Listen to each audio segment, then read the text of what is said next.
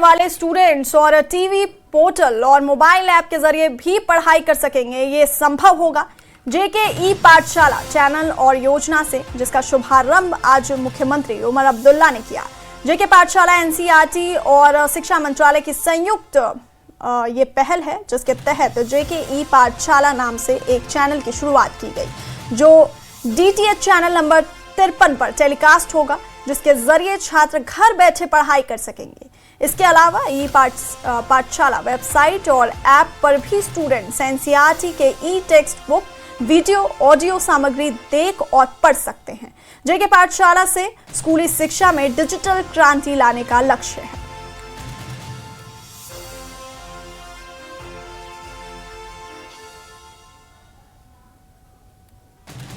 School में हमारा एक टीचर होता था मैथमेटिक्स पढ़ाने वाले, जिन्होंने अपने क्लास में एक ओवरहेड प्रोजेक्टर रखा हुआ था। आज के जमाने में ओवरहेड प्रोजेक्टर तो ऐसा, मतलब उसको टेक्नोलॉजी समझा ही नहीं जाता, लेकिन हमारे वक्त में हमें लगता था कि हम उस क्लास में जाके अचानक 21वीं सदी में पहुंच गए, जहां बाकी टीचर जो है चौक के जरिए ब्लैक बोर्ड पे लिखते थे, आधे से ज्यादा टाइम पीठ हमारी तरफ, क्योंकि वो उनका ज्यादा ध्यान ब्लैक बोर्ड पे होता था। ये एक मैथमेटिक्स के टीचर थे, जिनके टेबल पे वो ओवरहेड प्रोजेक्टर होता था। घर से वो स्लाइड लेके उस पे डाला करते थे, और हमारे को मतलब क्लास डॉज करने का या डक करने का कोई गुंजाइश ही नहीं, क्योंकि ओवरहेड प्रोजेक्टर के जरिए वो तालीम फराहम करते थे। पूरी नजर उनकी हमारे ऊपर रहती थी, उनको पता चलता था कौन ध्यान दे रहा है, कौन नहीं दे रहा है। वो उस वक्त की टेक्नोलॉजी, और आज देखिए हम एक नई शुरुआत कर रहे हैं और सही माने में टेक्नोलॉजी का इस्तेमाल कर रहे हैं अपने बच्चों को तालीम फराहम करने में। मैं अपने तरफ से स्कूल एजुकेशन डिपार्टमेंट, कैबिनेट के मेरे कुलीग, उनके कमिश्नर सेक्रेटरी और आप सबको दिल की गहराइयों से आज के इस कदम पे मुबारक पेश करना चाहता हूं। इसका सही इस्तेमाल हो तो वाकई हम बच्चों की जिंदगियां जो है बदल सकते हैं। लेकिन जो बात चीफ सेक्रेटरी साहब ने कही, जो बात नासिर ने कही, इशारतन सकीना ने भी वही बात कही। ये ई पाठशाला चैनल ये क्लास को रिप्लेस करने का नहीं है। क्लास और क्लास के टीचर को रिप्लेस किया नहीं जा सकता, ये सप्लीमेंट करने के लिए है, ये गैप्स भरने के लिए है। मैं तो ये उम्मीद करता हूं कि कभी ऐसा दिन ना आए जहां हम बिना टीचर के बच्चों को तालीम फराहम करने की कोशिश करें, क्योंकि आधे से जो साइकोलॉजिकली हम समझते हैं,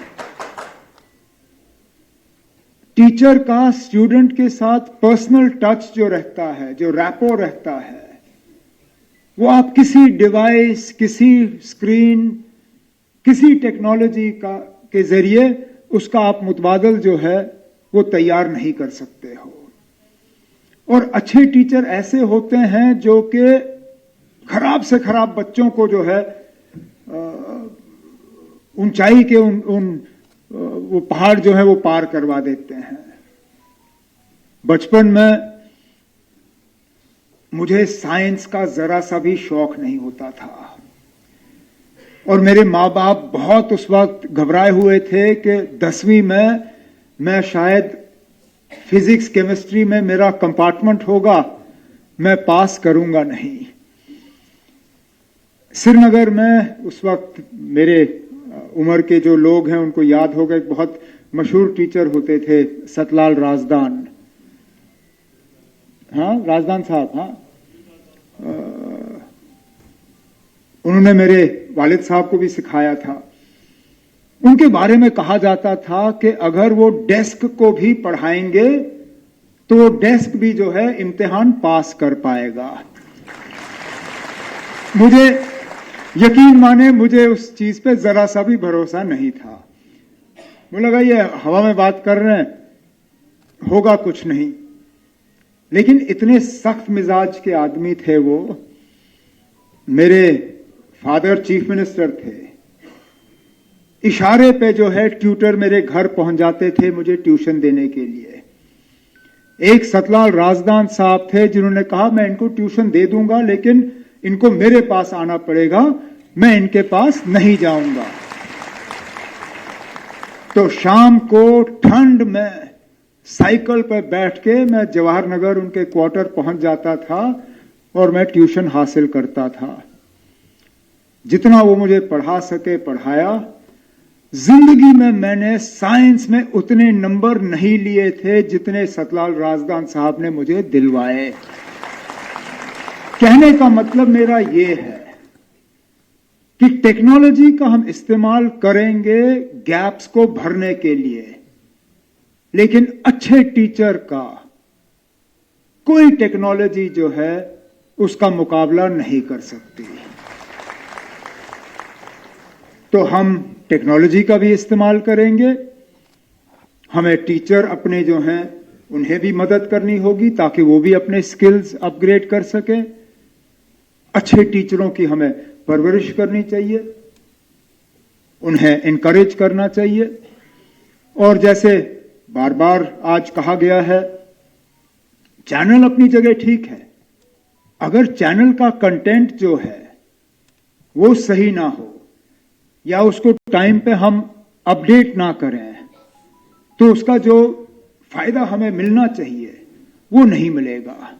इसलिए मेरी डिपार्टमेंट से मोतबाना गुजारिश होगी कि कंटेंट ठीक है या नहीं है, इसके लिए सिर्फ दो लोग जो है जवाब दे सकते हैं, स्टूडेंट और टीचर।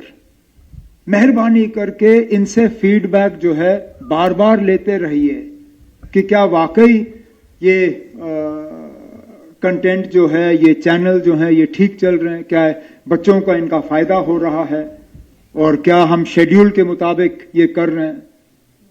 क्योंकि दूर दराज इलाके हैं हमारे, कटे हुए इलाके हैं। आज मैं स्कूल एजुकेशन डिपार्टमेंट को मुबारक पेश करता हूं कि 14 जिले जो हैं उन्हें 100% लिटरेट जो है वो करार किया गया है। लेकिन जो 6 रह गए हैं, आप देखें अगर उनके नाम आप पढ़ेंगे तो हमारे सबसे दूर दराज जिले वो हैं जहां सबसे ज्यादा मुश्किल हालात हैं, जहां ज्योग्राफिया के लिहाज से मुश्किल का हम सामना करते हैं, जहां कनेक्टिविटी के लिहाज से हम मुश्किल का सामना करते हैं, जहां मौसम के लिहाज से हमें मुश्किल का सामना करना होता है। तो इसलिए इस चैनल का जो है मुझे लगता है हमें फायदा होगा, क्योंकि बच्चे स्कूल में जो पढ़ेंगे वो पढ़ेंगे, उसके बाद घर आके इन चैनल्स के जरिए जो है वो और ज्यादा तालीम के तरफ ध्यान दे सकेंगे। स्क्रीन अपने आप में खराब नहीं है। ये जो हम बच्चों को कहते हैं आप स्क्रीन का इस्तेमाल करिए, स्क्रीन अपने आप में खराब नहीं है। आप स्क्रीन इस्तेमाल करके करते क्या हो, खराबी उस चीज में है। अब मैं बच्चों को कहूं आप स्क्रीन मत इस्तेमाल करिए, आप मोबाइल डिवाइस मत इस्तेमाल करिए, लेकिन अगर वो मोबाइल डिवाइस यूट्यूब पे एजुकेशनल या नॉलेज बेस्ड वीडियोस के लिए हो तो उसमें क्या खराबी है। कोई क्विज करने के लिए हो, कोई माइंड इंप्रूविंग जो क्रॉसवर्ड्स और वर्ड पजल्स और इस चीज के लिए हो वो करें। आप पबजी खेलना शुरू करें तो फिर तबाही के अलावा और तो कुछ होगा नहीं। तो हमें अपने बच्चों को एनकरेज करना चाहिए कि आप अगर इस्तेमाल करना है तो करिए, लेकिन उन चीजों की तरफ हमें उनको थोड़ा सा धकेलना चाहिए जिससे उनको फायदा हो। मैं एक आपसे गुजारिश करूं, हमारे आजकल के बच्चे जो है किताब बहुत कम पढ़ते हैं। स्कूल में जो उनको टेक्स्ट बुक्स आप दे देते हैं वो हम दे ही देते हैं, लेकिन टेक्स्ट बुक्स के अलावा मुझे नहीं लगता है कि हमारे बच्चे आज किताब उठा के पढ़ते हैं। किताब पढ़ने की आदत हमें अपने बच्चों में डालनी चाहिए। मैं बार बार अपनी मां का शुक्रिया करता हूं जिन्होंने मुझे किताब पढ़ने की आदत दी। आज भी मैं जितना भी दिन में काम करूं, रात को अगर मैं कम से कम 2-3 पेज किताब का ना पढ़ूं, मुझे ठीक से नींद नहीं आती। ये आदत अगर हम अपने बच्चों में डालें, अखबार पढ़ने की, मैगजीन्स पढ़ने की, paper magazines, paper newspapers, books, physical books, एक पूरी नई दुनिया जो है हम उनके लिए खोल पाते हैं।